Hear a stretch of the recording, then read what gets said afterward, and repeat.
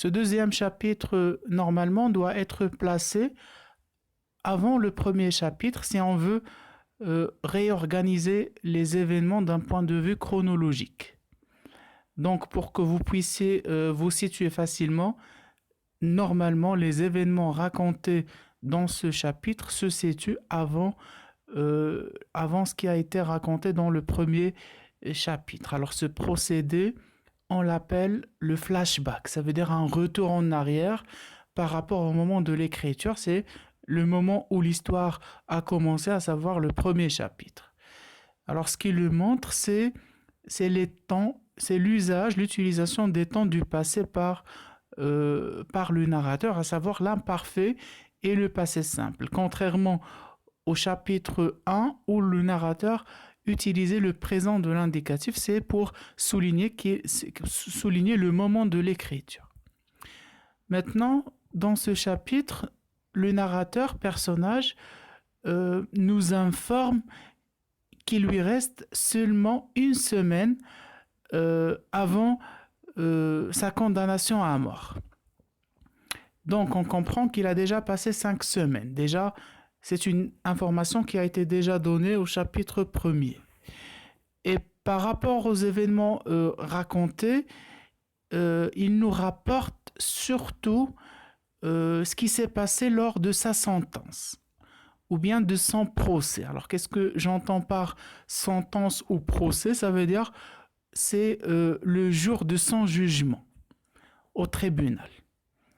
Et il va nous décrire son état d'âme avant et après la prononciation de son procès. Surtout, le narrateur dans ce chapitre va mettre l'accent sur un sentiment, à savoir le sentiment de la terreur.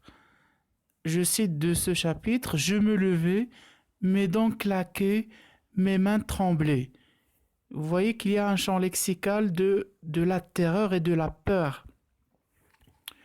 Et pourquoi il a utilisé ce champ lexical? C'est pour mettre l'accent, pour souligner l'influence de la sentence, à savoir sa peine de mort, sur sa psychologie. Et surtout, il met l'accent sur sa souffrance morale. Alors, par rapport aux figures de style, j'ai relevé une figure de style dominante dans ce chapitre, notamment l'antithèse. Alors, je rappelle, l'antithèse, c'est ce rapprochement de deux mots opposés mais qui sont séparés. Je donne un simple exemple, blanc et noir, mais qui se trouvent dans deux phrases qui ne sont pas liées mais séparées. Par exemple, blanc et noir, ils sont séparés par la conjonction de coordination et. Donc vous avez dans la fiche des exemples d'antithèse. Donc je cite quelques exemples. En disant il faisait beau, c'était une belle matinée, le ciel était bleu. Voilà, il a utilisé des adjectifs valorisants avant la sentence.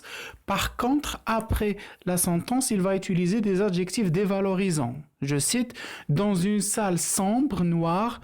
Regardez, il utilise les adjectifs sombre et noir. Un jour sombre également.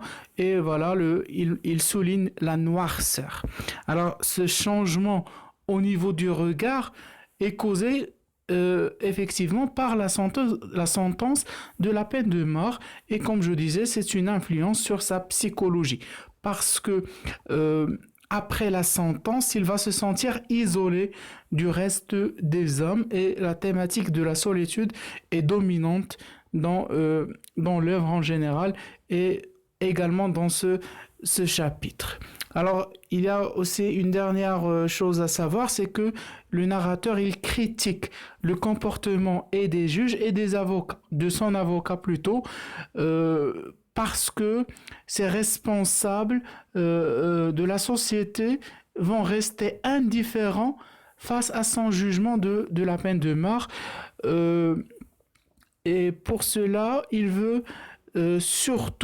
pense que leur comportement manque d'humanité. Voilà. Pour lui, ce sont des gens qui se comportent de manière inhumaine.